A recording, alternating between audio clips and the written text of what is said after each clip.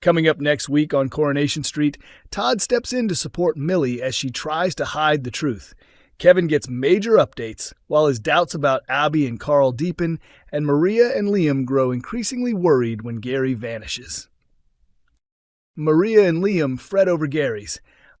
Over at Victoria Court, Maria and Liam continue to feel the strain of Gary's sudden and unexplained disappearance. Following a heated argument with Maria about his involvement with Lou, who had started blackmailing him, Gary claimed he was heading to his mum's for a while. However, after a brief text saying he was crashing at a friend's place, all communication abruptly stopped. What no one realizes is that Gary is currently fighting for his life in a coma at Weatherfield General, the victim of a mysterious assault. As Liam celebrates his 16th birthday this week, he confides in Maria while unwrapping his presents that he still hasn't heard a word from Gary, and he's growing increasingly anxious that something terrible has occurred. Trying to stay strong for her son, Maria puts on a smile, but a creeping sense of dread begins to take hold. Maria and Gary are experiencing a tough time in their relationship, and at first she's just hurt that he's walked out, not suspecting anything more serious, actress Samia Longchamben reveals. But when Gary fails to show up for Liam's birthday, her instincts kick in. She starts to believe something is badly wrong. Later that day, as family and friends gather for Liam's birthday dinner, Gary's condition worsens dramatically at the hospital. With a nurse rushing to his bedside, the big question remains, will Gary survive? Dee-Dee betrays James's wishes for Laila. Meanwhile, over on the cobbles, Dee-Dee takes a sneaky step as she makes a bold choice about baby Laila without telling her brother James. Though Dee-Dee had initially intended to put Laila up for adoption, she eventually handed custody to James. But now that James has unexpectedly returned to the UK following his breakup with Danny, Dee-Dee has started forming a close connection with the child. After a difficult period in her life, Dee-Dee shares with James and their father Ed that the church community has been a source of comfort.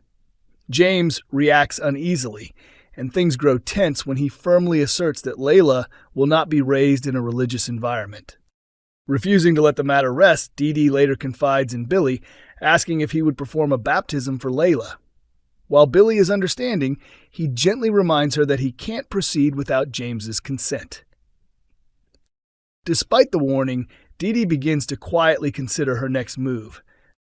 A few days later, she reassures James that she'll honor his decision and has no intention of pushing the christening. However, when she approaches Alia and asks her to become Lila's godmother, her real intentions start to become clear, and Alia quickly catches on to what's really going on. Will Dee-Dee succeed in carrying out her plan under the radar? Bernie holds an intervention. Also coming up next week, Brody continues to wrestle with the shocking revelation that Kit is actually his biological father. Furious with his mother Lou for hiding the truth for 16 years, Brody has cut all ties with her, refusing any contact. In the meantime, his newly discovered grandmother Bernie has offered him a place to stay at number 7 while tensions settle.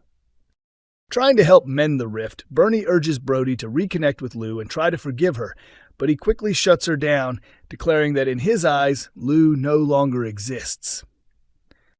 Determined not to give up, Bernie takes action herself by bringing Lou to the house, pleading with Brody to at least give her a chance to speak. But will Brody be willing to hear her out? Todd is on to Millie's lie. Millie's scheme to sabotage Todd and Theo's growing romance looks like it may unravel this week, as Todd begins to piece things together. She's been quietly working to derail her dad's new relationship, hoping to persuade him to ditch Theo and reunite with her mum Danielle to restore their family unit. Her latest ploy involves pretending to be pregnant, banking on the idea that Theo would feel obligated to support her and stay close to home. Instead, the plan has backfired, and Millie now finds herself living at number 11 with Todd and her dad. Next week, Todd becomes increasingly uneasy about Millie's behavior, especially after she reacts with alarm to Theo's intention to speak with her teacher about the pregnancy. Suspecting something doesn't quite add up, Todd decides to gently confront her. He tells Millie that he knows she hasn't been honest about the pregnancy and urges her to be truthful before the situation spirals beyond repair. Overcome with emotion, Millie finally confesses. Todd suggests she take another pregnancy test to prove that the first result may have been wrong. He also promises to keep it between them, offering her a sense of relief.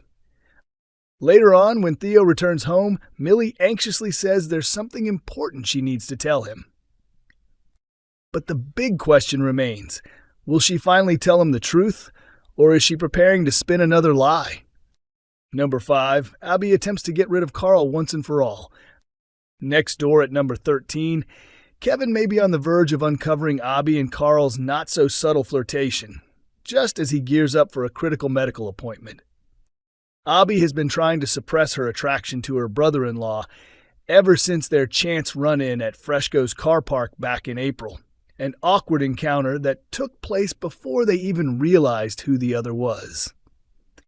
She's overwhelmed by her emotions and doing everything she can to keep Carl at arm's length, explains Sally Carmen Duttine. Abby knows full well that getting involved with him would only lead to heartache or disaster. Carl, however, has been relentless. He's made it clear he wants more than friendship, continuing his pursuit even as Kevin undergoes treatment for testicular cancer. He thrives on risk and adrenaline, Sally adds. There's definitely a thrill for Carl in the idea of being caught.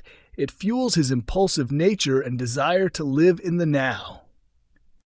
Although they've nearly crossed the line multiple times, Abby has always stopped short of acting on her feelings, determined to remain loyal to Kevin and secretly wishing Carl would pack up and leave.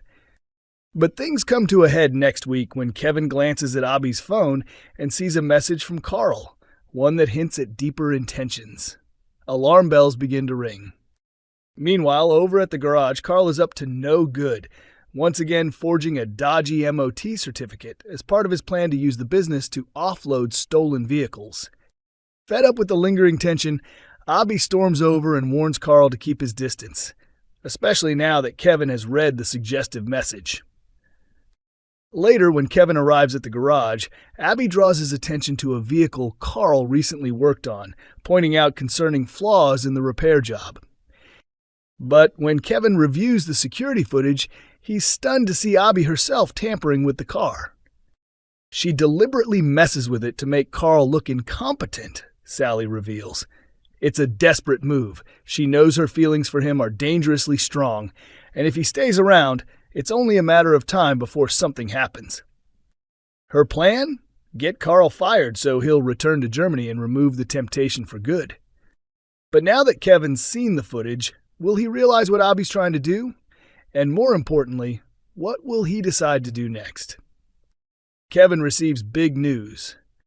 Later in the week, Kevin simmers with quiet frustration as recent developments weigh heavily on his mind, all while he and Abby anxiously await his upcoming oncology results. When a call-out comes through for a car breakdown, Abby has no choice but to handle it, leaving Kevin to attend the hospital appointment alone. Back at the garage, Abby returns to find Carl idly hanging around, which only fuels her anger.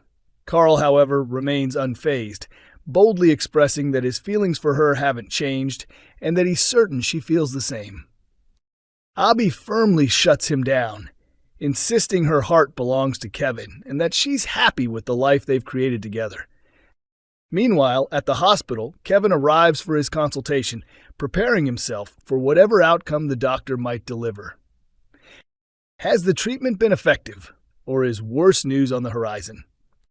If Kevin's condition hasn't improved, Abby would accept it and commit to standing by his side, says Sally. After everything he's done for her, it's the least she could do. But if he comes home with good news, she continues, that opens up a different path, one where Abby might feel it's time to take a step back and figure out what she really wants. Steve sees a future with Cassie. Meanwhile, now that Steve and Cassie's romance is officially out in the open, Cassie suggests they take the next step by joining Steve's longtime friend Tim and his wife Sally for lunch at Speed Doll. From the outset, things are tense. Sally doesn't hold back on a few veiled barbs aimed at Cassie, while Tim does his best to keep the mood light and the conversation flowing. But the situation threatens to take another turn when Steve's ex-wife Tracy arrives unexpectedly midway through the meal. Still fuming over Steve coupling up with her longtime nemesis, Tracy has ramped up her demands in their ongoing divorce negotiations, now insisting on half of his stake in the cab business as payback. And now, seeing the pair together in public for the first time, it remains to be seen whether she can bite her tongue or cause a scene. As the meal progresses, however, both Sally and Tim begin to warm to Cassie and the frosty atmosphere starts to thaw. Could this unlikely lunch spark the beginnings of a new friendship? Later on, Steve opens up to Cassie, confessing that he's starting to fall for her. Cassie is caught off guard by the confession. But how will she respond now that Steve's laid his heart on the line?